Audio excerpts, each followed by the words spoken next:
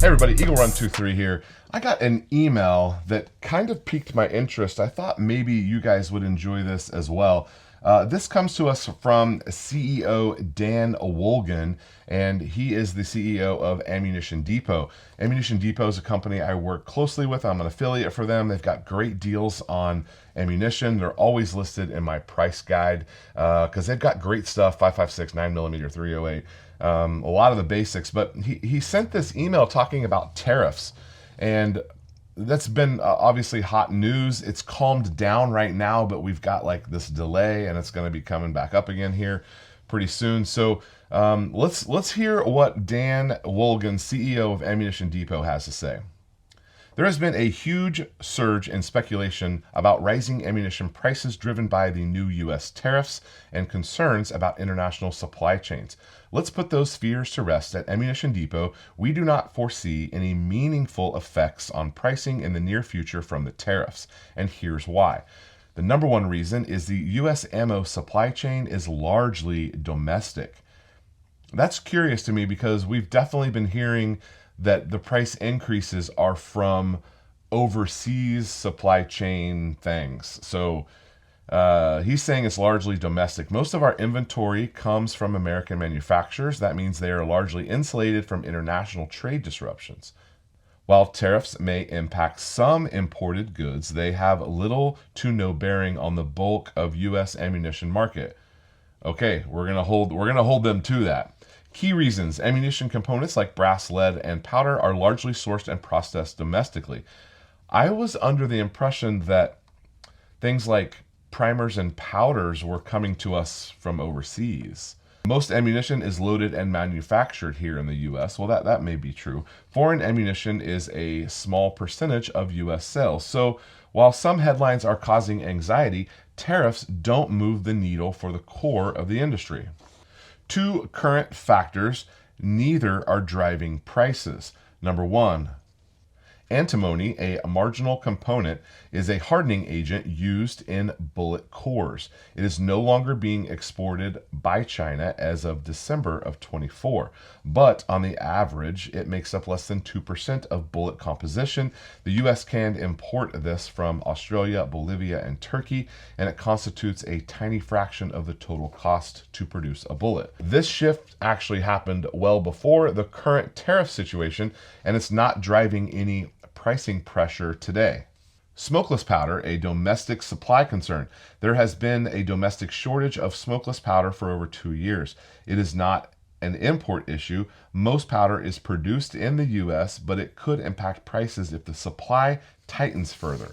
So far, prices for powder have risen about 15% this year. Thanks to careful inventory management and domestic sources, ammo prices haven't moved much due to this.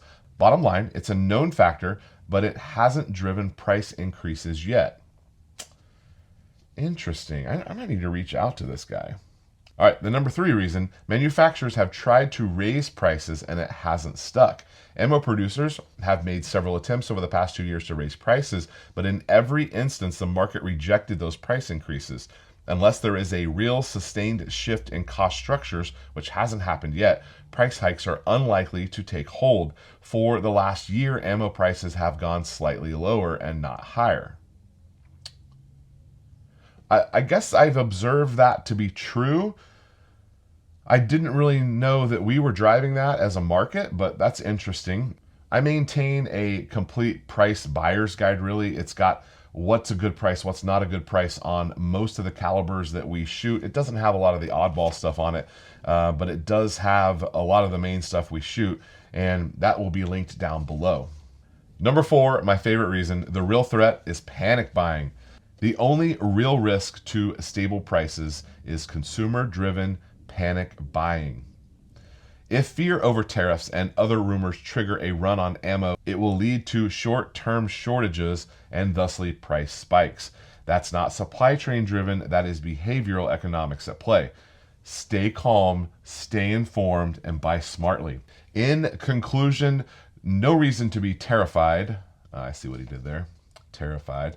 Despite international tension and economic noise, the American ammunition market remains strong, stable, and largely domestic. At Ammunition Depot, they're monitoring the landscape closely and they see no legitimate reason to expect a raise in prices by tariffs or supply chain issues. They say they'll continue to do what they've been doing since 2011, delivering great prices. They're almost always the leader when I list out my prices. Some other companies will have, one specific ammo that's cheaper than them, but in general, Ammunition Depot, they've been very supportive of us as a channel, and they always have the good prices. It's easy for me to recommend them to you. They ship quickly. They've even got like free shipping on orders of $159. I've got a code for all that over on the blog. There's several other companies that I recommend as well, but if you got time to make one stop, head over to my list and you'll be able to see where I've categorized everything based on caliber and then who's got deals on what. And it could be that you're not just simply looking for the cheapest 9mm. Maybe you want to pick up something like this Velocitas that is like a premium high-end solid copper self-defense EDC bullet. These are not cheap. They're also never going to be on sale. They're the ones that we're putting in our EDCs. If you're talking about plinking 9mm ammo, yeah, you're going to get that stuff for anywhere from 19. We got 19 cents a round now. That's the cheapest it's been in a while. 20 up to 25 cents a round is a good price for that kind of stuff. So that's just an example. I thought you guys might like this. Let me know, of course, what you're seeing on prices.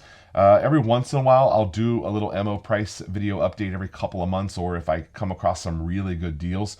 But the last ammunition video that I did, it only got like 400 or 500 views or something, like way below what we normally do. So apparently ammunition is not on people's minds, but maybe the tariffs are, and I hope you learned something. I learned something too. Thanks for watching. We'll see you next time.